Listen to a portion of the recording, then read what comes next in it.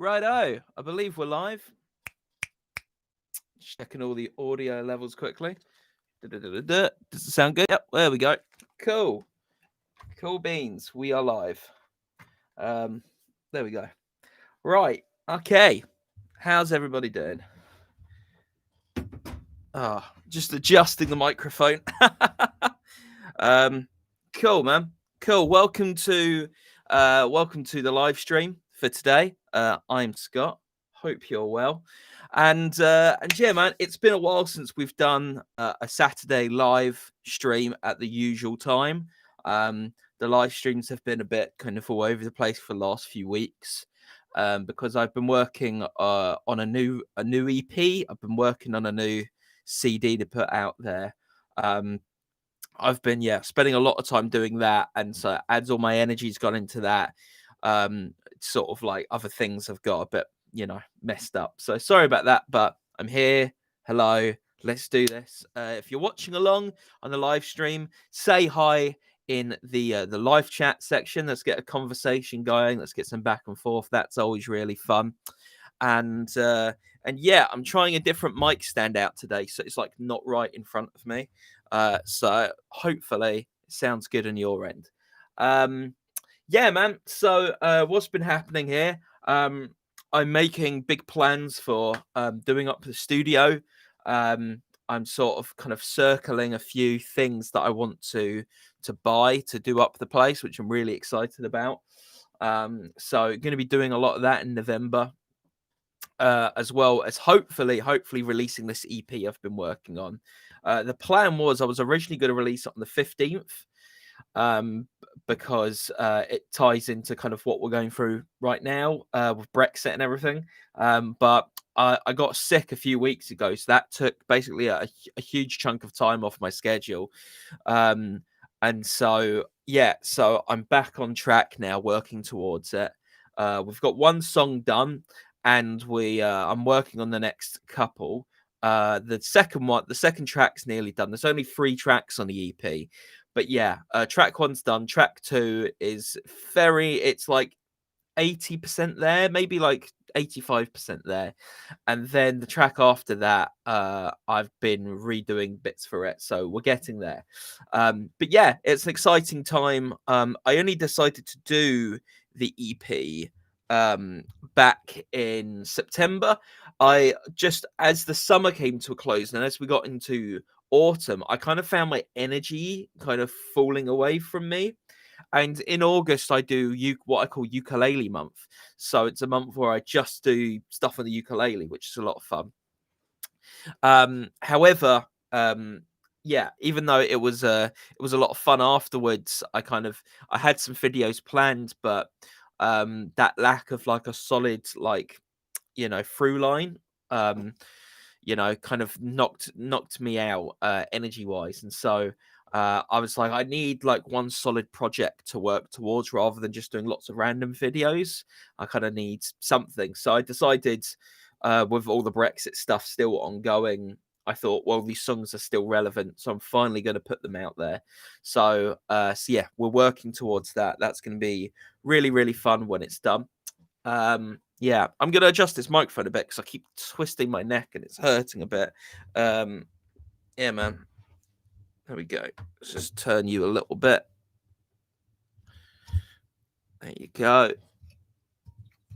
There we go. Fascinating stuff to watch, eh? There we go. Okay. I think that's better. So, what's going on with you guys? Let me know in the live chat, and I'll be interested to hear how things are going with you. Yeah, man. So I might play through some tunes. We'll see how things go. I've been doing intermittent fasting, so I'm not drinking tea or coffee in the morning at the moment. So my throat is not warmed up this morning. Let's say that, but I could still sing you a few tunes if you really like.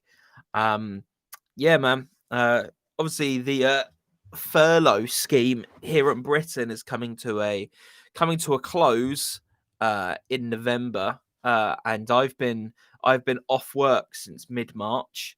They had me doing a few at home kind of officey bits throughout the end of March up till the 1st of May. But really after that, like nothing. I've done a few voluntary things, but I've just been doing me. Just been doing lots of recording stuff, and now going back next month to work, I don't know what it's going to be like. I don't even know if I'm going to be able to go back to work because the place where I work is unsure if they can have me back because of all the health stuff to do with COVID. It's just it's an odd time at the moment, man. So I don't know. So I've been just trying to create um set things up for myself, create new sources of income. So I'm working on the EP, which will hopefully I'll be able to put it out there and raise a bit of money from it online and get people to contribute. Even a couple of pounds towards the EP will help me out. And we're designing a whole bunch of new merch. I finally set up an online merch store, which was really fun actually. I went onto Redbubble. I don't know if you've ever used Redbubble before, but it's kind of you go on there, you upload your design, and then it's like, okay, it just automatically puts your design and a whole bunch of different things. So I uploaded the Scott Freeman and the Tokyo Sex World design, and it put that on clocks and tote bags and even a mini skirt. There's a whole load of things you could get the logo on, and you have to upload at least 5 designs in order to get the thing going. So I uploaded a whole bunch of them and just tweaking it. So there's clocks with the Tokyo Sex World logo on that you can get now, which is fun. So yeah, setting that up and just other little bits and pieces that are hopefully going to be little bits of passive income here and there. But yeah, I'm looking towards 2021 and what's next year going to be like, because this year, I knew that I was going to be doing a lot of stuff in the recording studio because we started building it around this time last year. And I thought, yeah, when we get to 2020, I'm going to be doing a lot of stuff in here, lots of recording, lots of setting things up, but I had no idea the amount that I would be doing during this time. I never thought, oh yeah, like I'm going to be spending the majority of the year in here. I thought I'll spend a lot of time in here, but I'll still have work and gigs and all sorts of other things to do. And that just didn't work, did it? Because of COVID. And so yeah, looking towards next year, I can feel like I can plan a little bit more and plan around doing more things in the online space. Thankfully, I set up my YouTube channel last year. At the beginning of last year, I set up the studio. Everything was set, for when we went into lockdown. I had this platform and the studio to use to put it across. So I feel incredibly blessed in that. My friend Matt, who was watching along on the last live stream I did, he said, "You kind of like Noah, kind of getting prepared for the flood." But I had no idea the flood was coming. No idea. Um, so yeah, there we go. So in terms of planning for next year, I'm going to attempt to try and get a song in a movie or a TV show next year. That's my goal for 2021. Because I've spent this year just recording a load of songs, and then next year the plan is, right, I want to jump in and I want to start putting the songs out there and sending them off to producers and studios to get them considered for movies, because I think that would be awesome. I mean, wouldn't that be cool? I mean, A, it's good money, B, it's good exposure, but yeah, C, it'd just be good to get my foot in the door. And yes, start using the studio for hopefully a bigger income. Because yeah, I've just been floating along this year with COVID, and yeah, hopefully next year is going to be different. All right, so if you're watching along on the live stream, hello, how you doing? You can say hi in the live chat. That's always fun to get in a bit of a conversation going. If not, that's cool as well. Yeah, man, I'll just jibber jabber until someone suggests I play a song. Yeah, man. So what else has been going on? Not a lot really, man. I kind of find that my spring and summertime are my most productive times of the year, when it's just a bit warmer and it's sunnier and it's brighter outside, I'm in the mood. I just get more stuff done, I feel. And when it gets to kind of autumn and winter time, I feel like my productivity slows down a bit and I get more tired and kind of just kind of a bit lethargic. I don't know. It feels like a seasonal thing. So yeah, man, I'm trying to get myself more productive at the moment, record more music. Yesterday, actually, I got some stuff done. I came in here, I recorded drums for one of the EP tracks, a track called Boris is a Monster. So that's sounding really good. And Billy's agreed to play some bass on it, which is going to be awesome. And then uh, I'm I also started recording the theme tune for the podcast that we do. I haven't shown it to Billy yet, but yeah, I've been recording the theme tune for it. It's a real short little jingle that's just drums and vocals. But I'm excited to show it to him. Hopefully, he likes it because I've had this thing in my head for 3 months, and I finally got around to recording it, even though it's just like 5 seconds long. But I got to it. So yeah, man, it's gonna be cool. Yeah, man. What else has been going down? Big question. Yeah, just trying to get things ready for this EP, and hopefully some people buy it, man. That's the thing. I put my EPs up for free, because I think most of us consume music for free now on Spotify and other platforms. So I give people the option to download it for free if they like. But there's also the option you can pay whatever you like, and I've had some people be really generous with what they paid for it, which is great. I think it's, the whole Radiohead way of, putting your music out there, where, they released In Rainbows and they said, hey, you suggest how much you pay for it, and so some people paid pennies, a lot of people downloaded it for free, but then other people actually like paid for it, paid it. And there's no wrong way of doing it. It's really nice when you get money for what you do, but it's also really cool when lots of people download it. So that's the hope, that lots of people will download the EP and enjoy it. So going to be doing a lot of content for that in November, as long as we get all the tracks done. But we're getting close now. We're getting close. Once this second track, Kippers and Champagne, is done in terms of me recording it, then Boris is a Monster is hopefully going to be a lot easier, and we'll get there, man. Yeah, cool beans. Yeah, if you're watching along in the live stream, you can say hello in the live chat, and we'll get a conversation going, man. If not, I will just keep jibber jabbering. Yeah, man. Yeah. So yeah, in terms of music news, I mean, what's going on at the moment? The government here in the UK are saying, oh, if you're a musician and you can't work right now, you need to go retrain. Which is an interesting thing, because at first it pisses you off. You go retrain. It's like, I've been training all my life to do this. I'm not going to retrain now.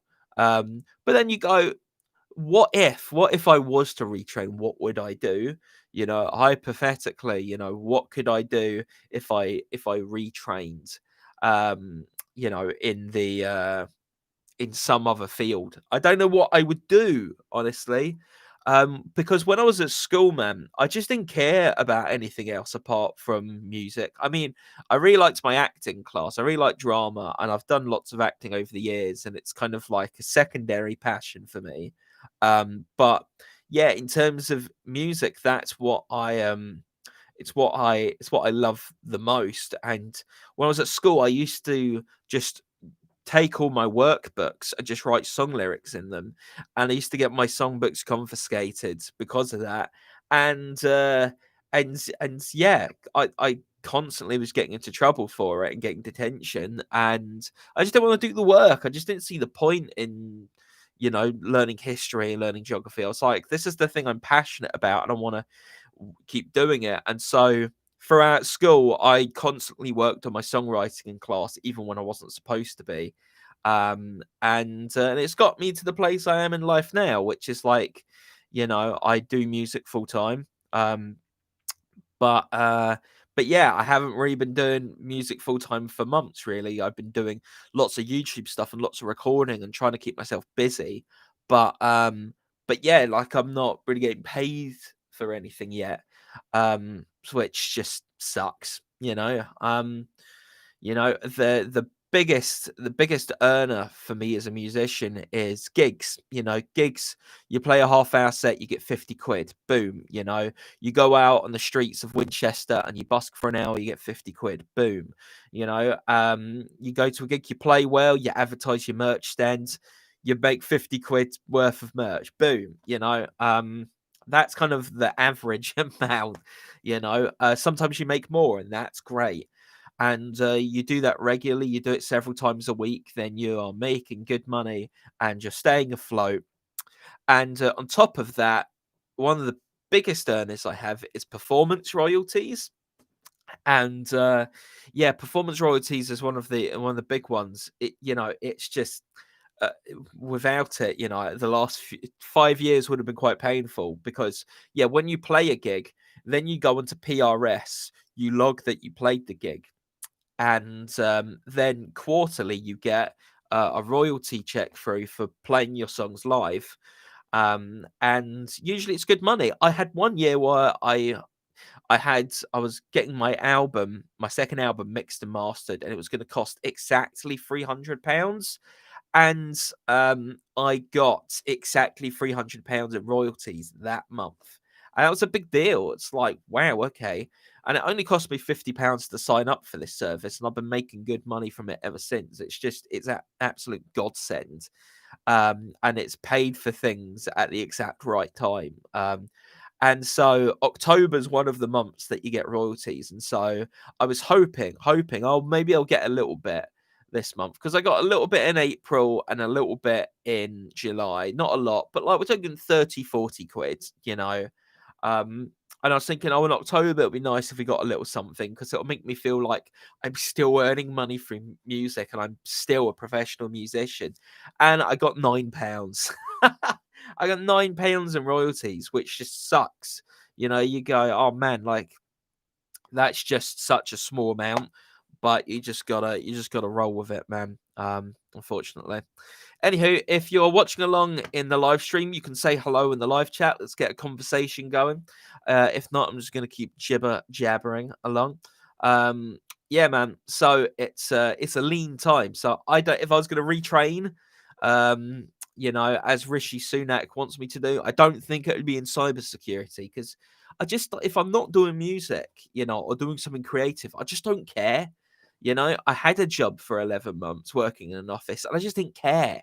I hated it, man. I hated it. I liked the people, hated the job. I'd just go home and book more gigs and play more gigs. And, I never earned as much doing music stuff as I did in that job. But, at least now you get to do something that you're passionate about. So, yeah, man, I don't know what I'd retrain him.